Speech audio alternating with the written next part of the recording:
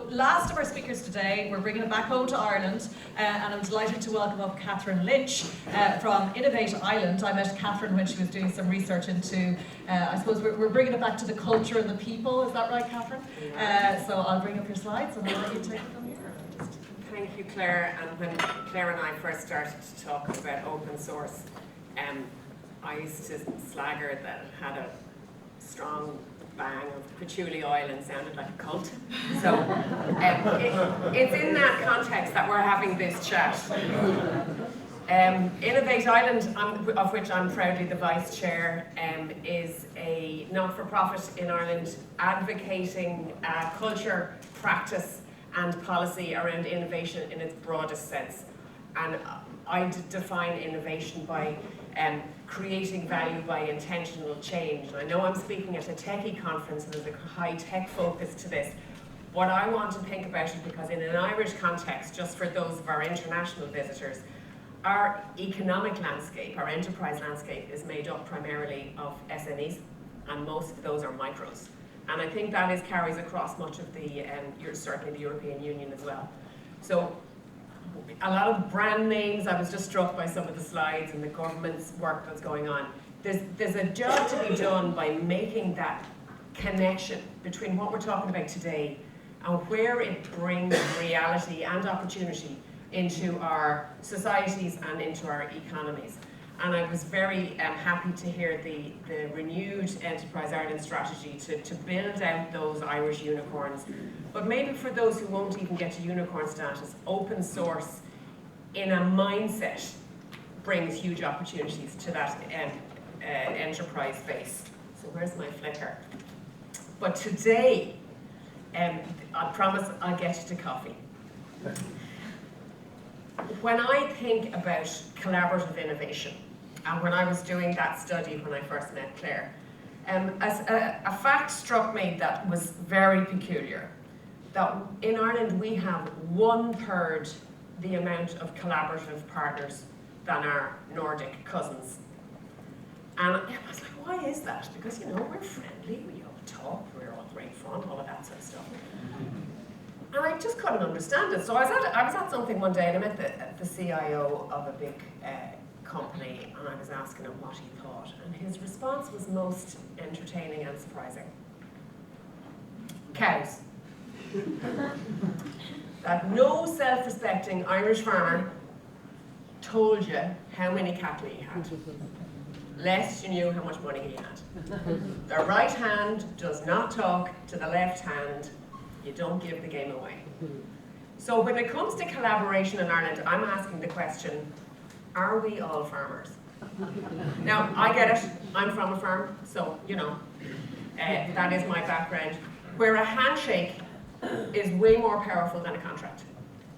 What you say, what you do, you lend somebody machinery, you do, that is collaboration in rural Ireland, and that is our background. Now, the more advanced practitioners of that in Ireland could be called a Q-tour, and sometimes that is not a term of endearment. Clever operators who get things done through sort of a charm and unofficial methods, shall we say. But over time, that trust is built through relationships and through community, and that is the Irish way. But confusingly now, in an international world, and for our international friends, Ireland, the land of saints and scholars, home to Guinness, Kerrygold, and latterly Botox. We should use that in those negotiations. And our reputation for friendliness is also, you know, our major asset. But potentially we're also unique as being the only country in the world where 2 positives can mean a negative.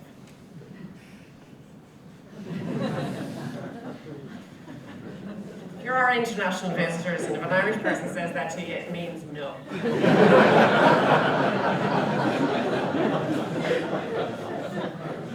So when we think back to our Nordic cousins, right, and we ask why they are consistently top of the innovation scorecard, why they are innovating at pace, we ask why.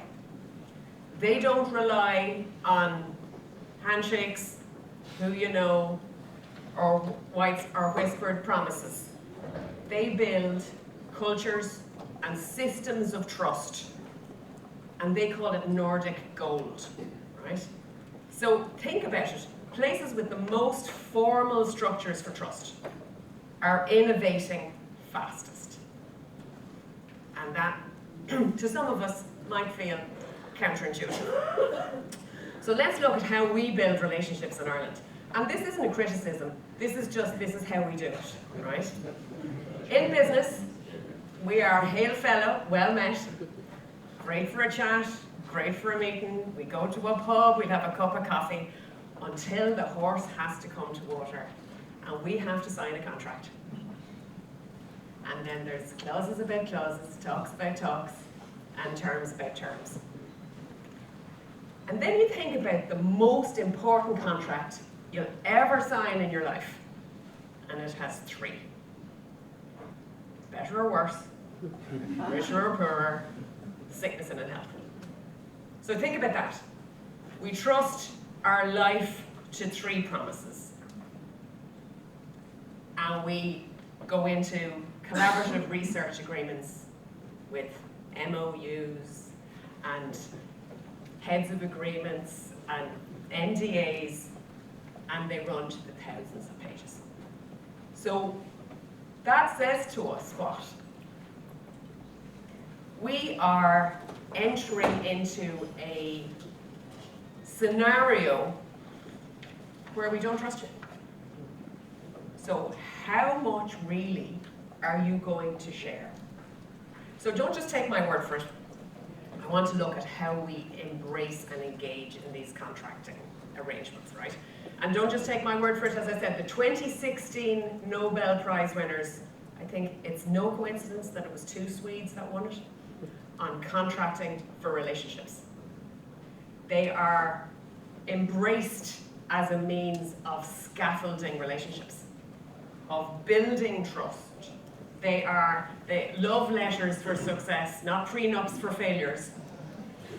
And I am no Pollyanna, they're also 40% cheaper. So that's business, that's good business. So kind of rule of thumb, the more trust, fewer lawyers. No offense to any lawyer in the room.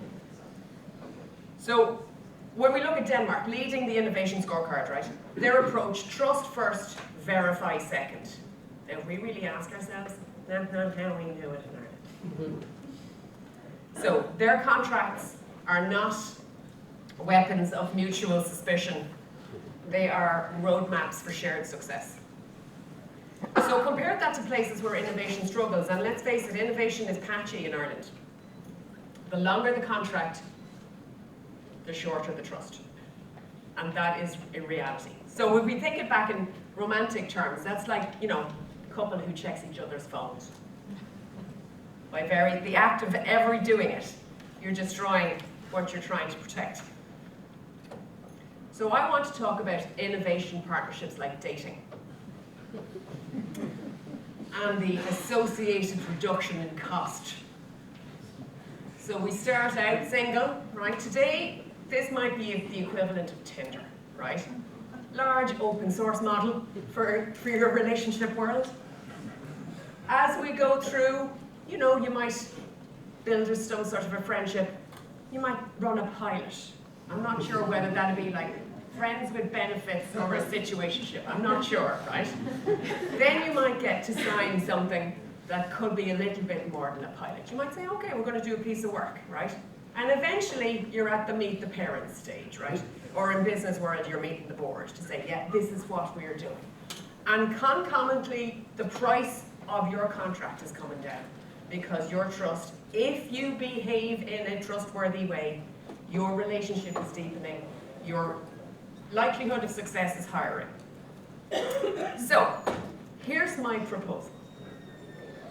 Let us take the best of both worlds. Take the best of Irish connectedness and combined with the clear expectation of our Nordic cousins. Let's engage for the long haul on this. Let's agree contracts that look more like marriage vows than war treaties.